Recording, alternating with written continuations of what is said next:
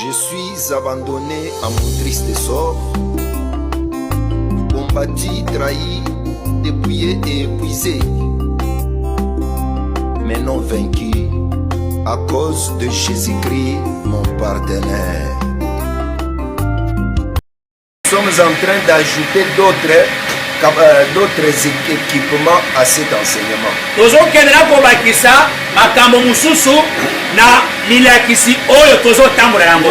que le royaume des cieux est semblable à un maître des maisons qui sortit dès le matin afin de louer des ouvriers pour sa vigne.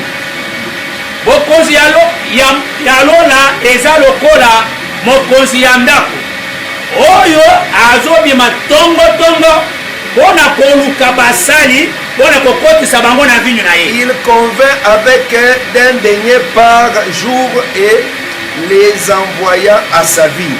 Azoyokana na bango denya moko mpe nsima azotinda bango na vinyo na ye. Il y a ceux de la première heure.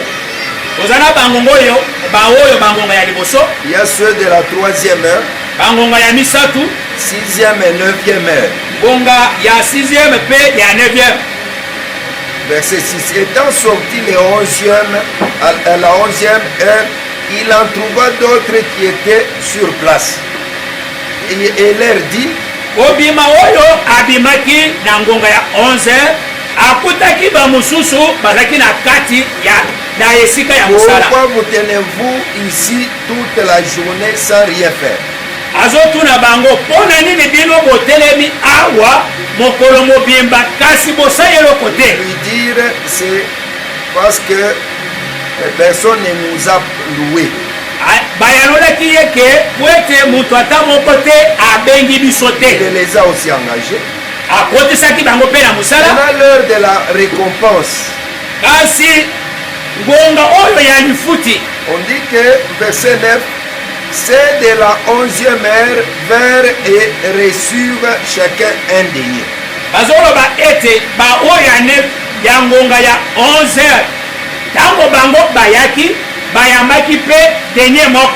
Les premiers vers ensuite croyant recevoir davantage.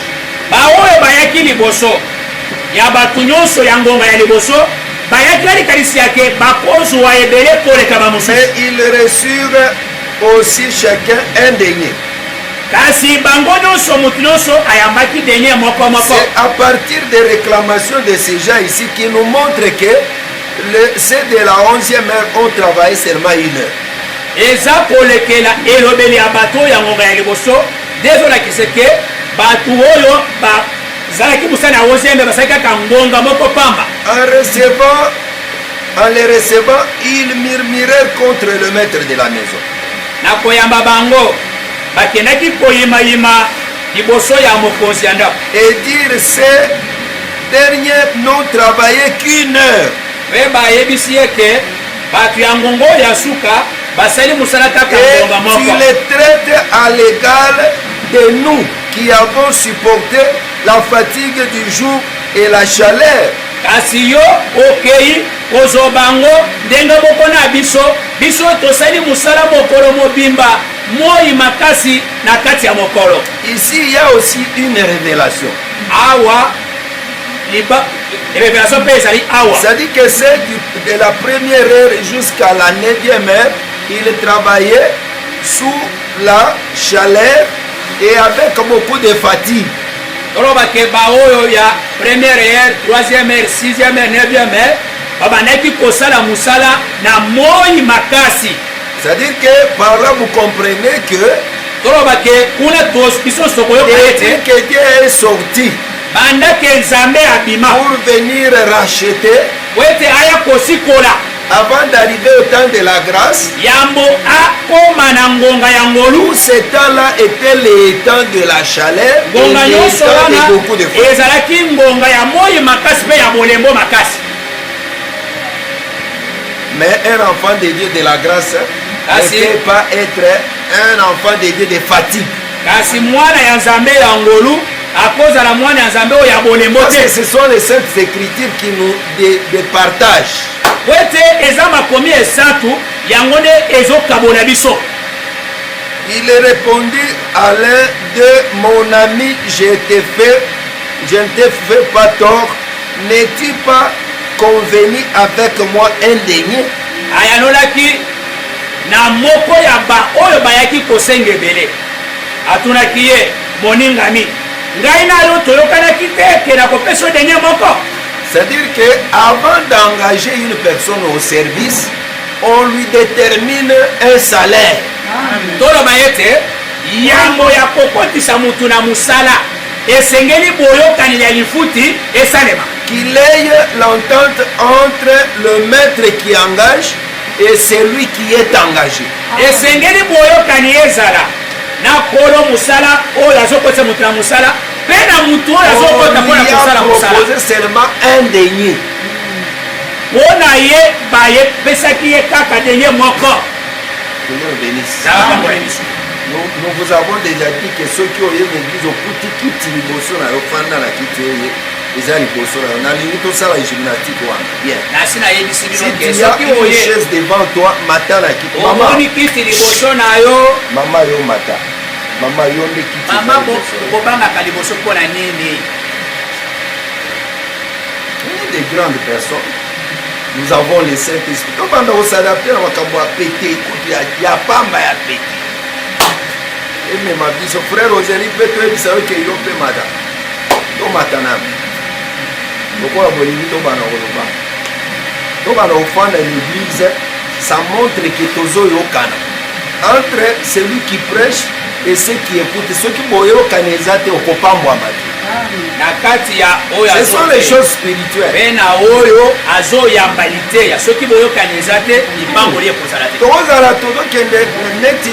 Moi, gouvernement na opposition, c'est ça la doctrine. Dieu nous bénisse. Et puis une église, quand on vous dit une chose, une fois, les disciples de Moïse, même que Jésus était venu comme Dieu, il fait les miracles plus que ceux de Moïse. Mais il pose la question sur ce que Moïse nous a dit. Ozala beko kanga makambo soki mokambi alobi likambo moko tokangi mbala moko toza lokola bayekoli ya Mose. Batu wana ata Yesu aye abikisi bawei, ata Yesu aye abongoli mai ekomi vinyo. Mais mpona bango soki bango baye bakotuna kaka bango bituna kolekela Moïse. Mpona biso Moïse ayebisi biso boye. C'est ça. C'est jusqu'à ce qu'on doit les convaincre à suivre Jésus. Tina ngonga oyo bazosukisekisa bilema na bango wete bayeba kolanda Yesu. Je ferme cette parenthèse là. Nazokanga parenthèse wana. Je dis bien que si vous regardez bien, il y a un denier, on s'est entendu un denier. Ce qui botali bien, bokomona ete, bayokani ete, bakopesa bango denier moko.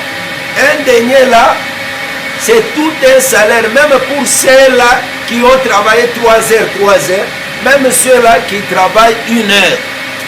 Dieu a une balance juste. Denier wana ezali futi ya baoyo basali. Ngonga misatu na mpona baoyo basali ngonga moko mpona Nzambe na biso azali na emekeli na ye oyo ezali kitoko makasi koleka emekeli ya bana. Maintenant sur ce qui concerne l'ordre de paiement, kasi mena mpona maoyo matali molongo ya kofuta, les gens là ont réclamé encore. Batu wana mais pourquoi nous qui avions commencé avant, il n'a pas commencé avec nous pour nous payer? Il dit que les premiers seront les derniers. L'ordre de Dieu c'est comme ça. Dieu élève qui il veut. Personne ne peut pas imposer Dieu l'ordre. Dieu va te faire ce qu'il veut faire de toi. Celui-là, le véhicule, moi je m'achète. Pourquoi celui-là est reconnu beaucoup, mais moi pas?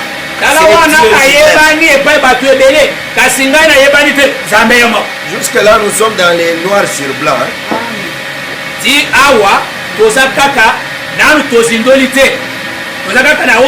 Je prends deuxième écriture. Nous sommes en hébreu. Hébreu chapitre 11 verset 31 jusqu'à 33. 11, 31 à 33. La Bible dit ceci. C'est par la foi que Rahab, la prostituée, ne périt pas avec les rebelles.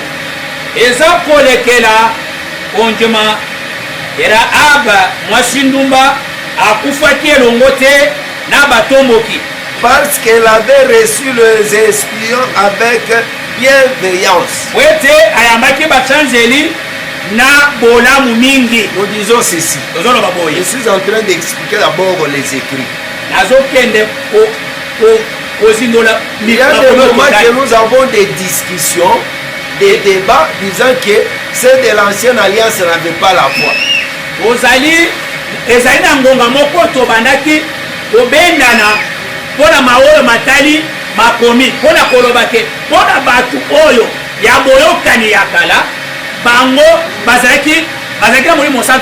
Dans l'ombre, pas la foi. C'est-à-dire que le fait d'obéir aux recommandations de Dieu, pour eux, c'était déjà la foi.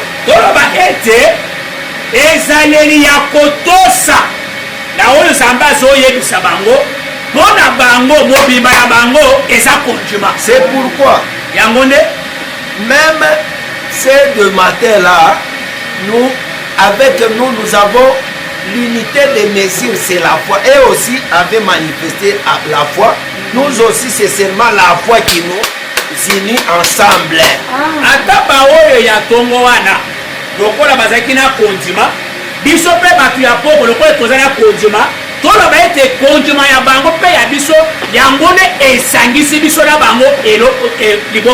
Jean-Baptiste a dit ceci. Il a dit que soyez convertis, répentez-vous. On prépare un chemin pour celui qui va venir. C'est-à-dire que quand tu crois aux promesses de Jean-Baptiste, les promesses parlent de celui qui vient. C'est-à-dire que quand tu as cru en celui qui va venir aussi. Jean-Baptiste azolobake. Olela ona masumu na bino. Toloba ete Jean-Baptiste abanaki kobongisa nzela pona oyo akokaki koya sima na ye. C'est-à-dire que tous ceux qui croient à la promesse de Jean-Baptiste, c'est-à-dire qu'ils ont cru en l'accomplissement aussi de la promesse.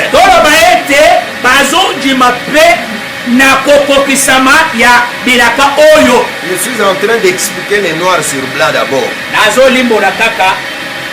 Nous sommes dans le verset 32. Et que dirais-je encore? On a cité déjà que Rahab avait la foi. Parce qu'il a reçu les espions avec bienveillance. On dit, et que dirais-je encore? Car le temps me manquerait pour parler de Gédéon. C'est-à-dire Gédéon, tout ce qu'il faisait, il avait la foi.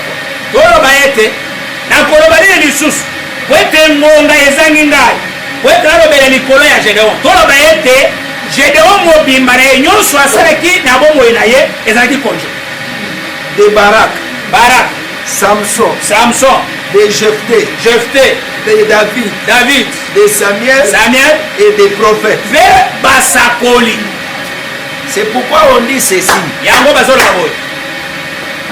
L'ancienne alliance était basée sur la loi, les psaumes et les prophètes.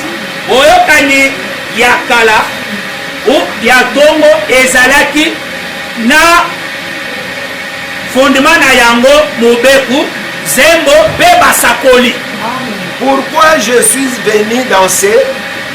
livre d'Hébreux 11, 31 à 33. Je suis en train d'expliquer noir sur blanc et clairement.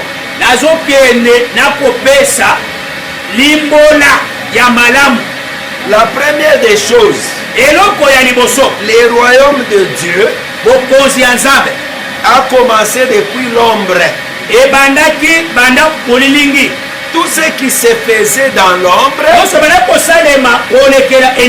parlait du royaume de Dieu. Tout ce qui s'est passé dans l'ombre avec tous les gens commençant d'Abel jusqu'à tous ces gens-là, c'était en l'image du royaume des cieux. Même les termes, les royaumes et les sacrificateurs n'a pas commencé avec Jésus-Christ.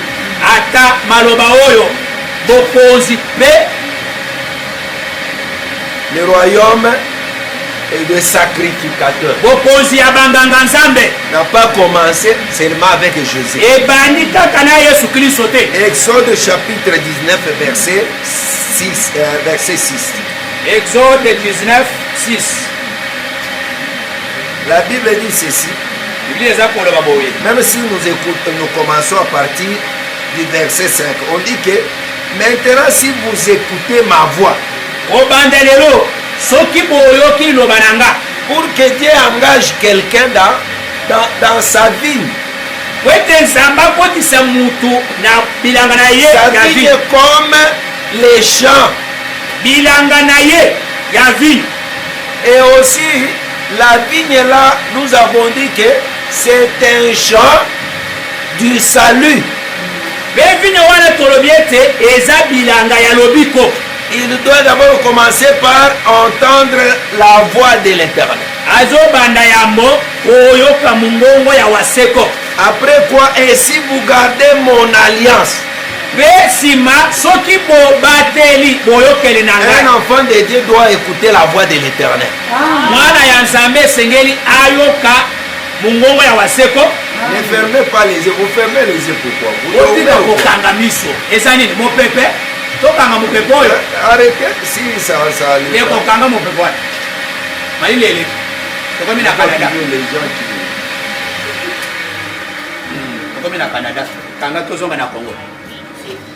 que Dieu nous bénisse. Amen. Maintenant, si vous écoutez ma voix, si vous gardez mon alliance, c'est une marche. Hein? Ouvrier dans la vigne. Gardez l'alliance. L'alliance, c'est ce que vous avez convenu avec celui qui le propriétaire de la voix que tu as entendu. On dit que si vous écoutez ma voix, vous gardez mon alliance, vous m'appartiendrez.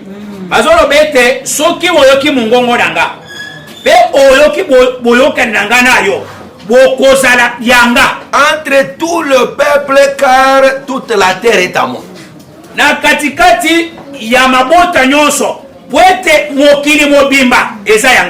que Dieu met la distinction entre ceux qui écoutent la voix, qui gardent l'alliance de tous les autres peuples.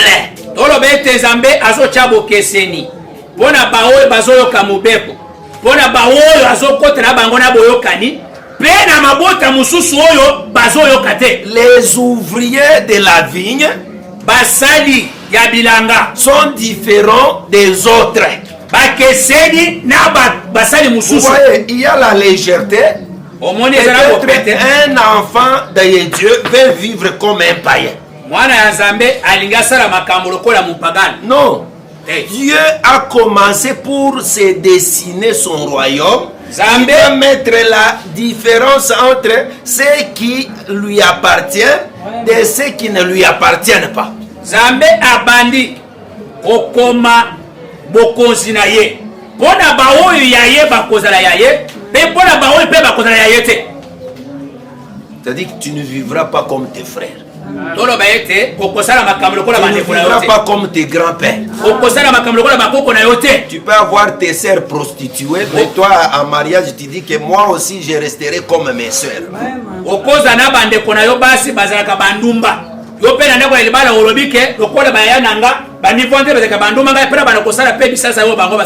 je finirai par divorcer. Parce que la destinée de tous mes grandes sœurs, de mes tantes, c'est la prostitution.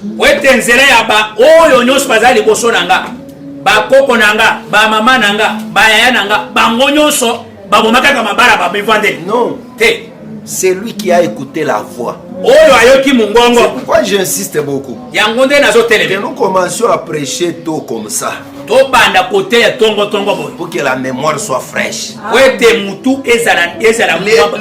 La gymnastique que nous faisons chaque dimanche ici, on ne vient pas dans les clubs de jeux. On ne vient pas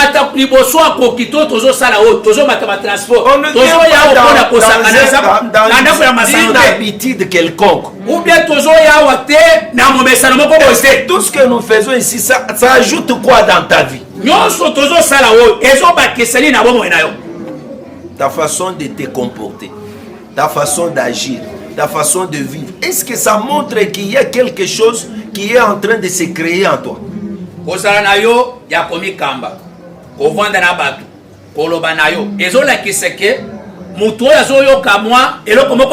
Si une personne qui a le Saint-Esprit, il peut agir comme toi tu agiras. On dit que c'est à partir d'ici, je suis en train de vous montrer comment on a enrôlé les matins dans la vigne de l'Éternel.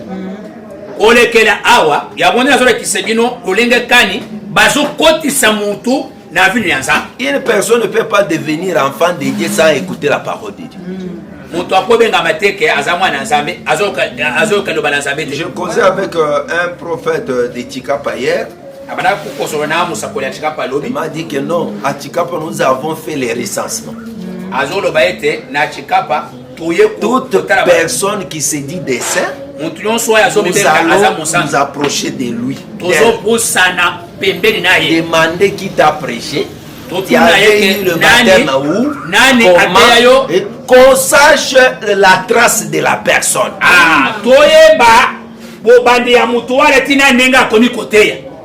Il faut d'abord qu'on sache tu es sorti d'où.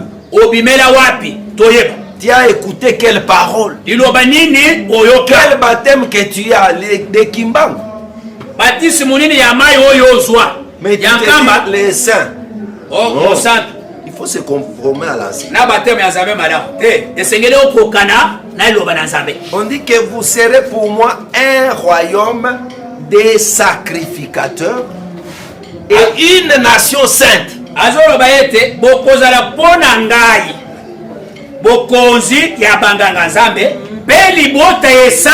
Je suis en train d'expliquer la marche de la première heure jusqu'à la 9e heure.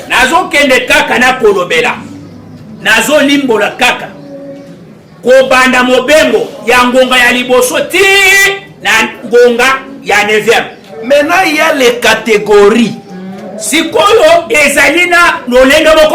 Jésus lui-même dit que si tu reçois un juste en qualité de juste, tu recevras la récompense du juste. Si tu reçois un prophète en qualité de prophète, tu recevras la récompense de qui?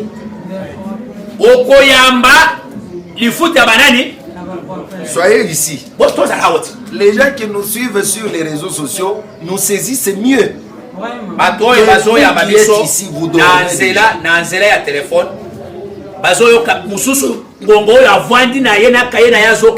y a les gens qui nous écrivent. Il y a les gens qui réclament tous ces jours les de me donner l'ordinateur. Tous ces jours, on m'embrouille. Pourquoi? Les syllabes, mais Je ne parle de syllabus. ayebisaki ndeko Peter apesanga ordinateur mikolo nyonso oyo makelele kaka ya syllabus ezali kasi tokosala yango ndenge nini ordinateur ezali. Il faut qu'on ait notre ordinateur. C'est le dos na ordinateur na biso na imprimante na biso. On sait saisir. Oyebi kosala nyonso wana. Que Dieu nous bénisse. Amen. Je dis bien que tirons attention à ce que nous faisons. Azolobete tindeli kasala na oto so sala. Pourquoi j'ai cité les justes et les prophètes? Pona nini natangi bayenge beni? Parce que les justes ont droit aussi d'attirer la récompense sur une personne qui les reçoit. Vraiment. Wete oyenge beni pe azali pe na lifuti mutu azoyamba ye azoyamba pe lifuti wana. Si vous comprenez. Oui. Amen. En un mot, on peut dire que les justes c'était un envoyé de Dieu aussi. Amen. Ah. Na mukuse tolo bakaka ke moyenge beni aza motinda mianza. C'est-à-dire les matins. Tolo bete na tongo. Le temps du matin commençant les Abel jusqu'au Jean-Baptiste. C'est-à-dire que tous les justes qui ont parcouru la vie de Dieu, ils étaient aussi envoyés de Dieu. Tolo bete kobandana Abel. Toye ba Samuel, toye ba Samson, ba Jephthé, ba Gédéon. Ba tu nyonso wana bazaki batinda mianzambe. Parce que c'est le gens par qui Dieu s'est glorifié pour montrer sa gloire à toutes les nations païennes. Amen. Ezali kolekele na nzela kaka ya bato totangi na munoko wa mususu totangi te. Kenzamba banaki kolakisa nkembo na ye na katikati ya bapagano. Moi je vous prêche selon ma grâce. Vous voyez que Matthieu 20 ici, il y a beaucoup de choses. On est en train de dévoiler beaucoup de choses. Matthieu 20 ezana makambo ya musu ebele. Nous on ne prêche pas comme les gens là. Ah, biso tete lokola batwana. Il lit, il commence théologie, étymologie. Oui, nous lisons les étymologies, mais ce n'est pas cela qui font la base de notre enseignement. Toza lokola batwana te atelemia o bien au dictionnaire. Moni soki tolobi, soki balobi le royaume des cieux selon la Rousse. Balobi boye. Étymologiquement parlant, il vous prend beaucoup de temps avec les mots techniques et scientifiques là. Il prend 1 heure du temps, c'est tout. Vous lui donnez. Azikaka ngonga mobimba. Alobi oloko te pesima tala ba secret, tala ba hamburger. Na ba poulet mayo. Mais nous recherchons. On entre dans les étymologies, dans la science, tout. On entre là-bas. On comprend l'essence, mais on balance la nuée du côté d'autres. Et au témoignage. Dans l'ombre, ici, c'est comment? Maintenant, je dis bien que le serviteur de Dieu, c'était aussi les justes. C'est ce que je vais vous dire aujourd'hui.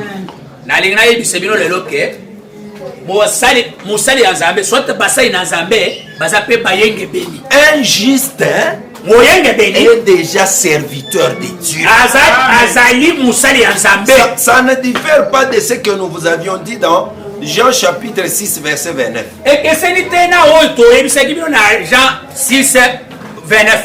On dit que l'œuvre de Dieu, c'est qu'il croit à celui qui l'a envoyé. Si tu crois, tu deviens automatiquement ouvrier de l'œuvre de Dieu. Dans l'ombre aussi. Si tu écoutes ma voix, regarde mon alliance, tu m'appartiendras entre tout le peuple